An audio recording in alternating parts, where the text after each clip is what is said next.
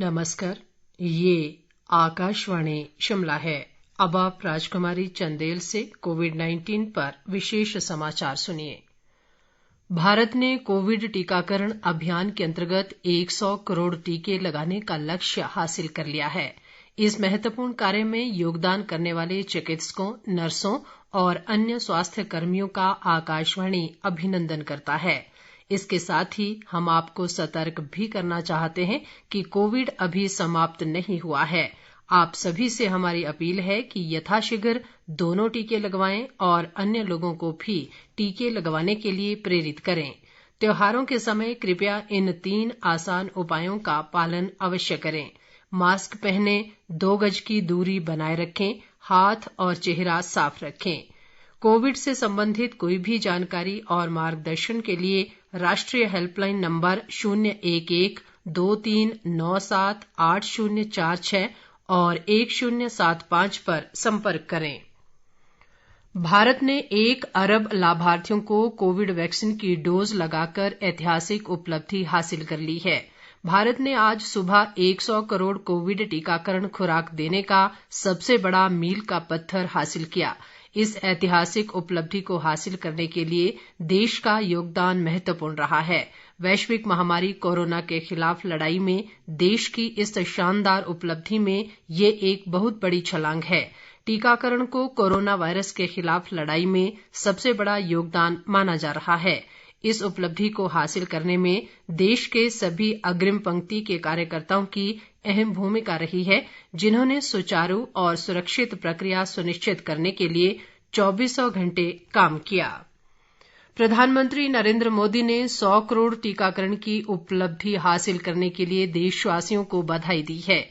एक ट्वीट में उन्होंने कहा कि भारत ने 1 अरब पात्र आबादी को टीका लगाकर इतिहास रचा है। प्रधानमंत्री ने देश के चिकित्सकों, नर्सों और सभी अग्रिम पंक्ति के कार्यकर्ताओं का आभार जताया है, जिनके प्रयासों से भारत ने ये उपलब्धि हासिल की है। मुख्यमंत्री जयराम ठाकुर ने देश में 100 करोड़ लोगों को टीका लगाने की ऐतिहासिक उपलब्धि हासिल करने के लिए प्रधानमंत्री नरेंद्र मोदी का आभार जताया है।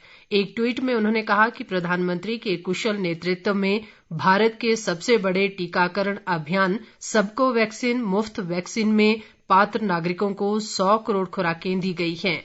सूचना और प्रसारण मंत्री अनुराग सिंह ठाकुर ने भी कम समय में 100 करोड़ टीकाकरण के लक्ष्य को प्राप्त करने पर देशवासियों को बधाई दी है। एक वीडियो संदेश में श्री ठाकुर ने उन सभी पक्षों का आभार व्यक्त किया, जिन्होंने टीकाकरण अभियान में देश के लिए एकजुटता दिखाई।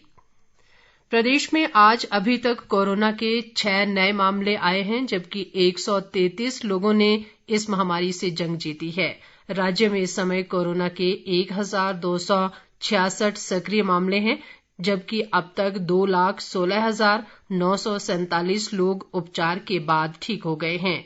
प्रदेश में आज अभी तक कोरोना से एक व्यक्ति की मौत हुई है, जिसे मिलाकर अब तक इस महामारी से मरने वालों की संख्या 3,712 हो गई है।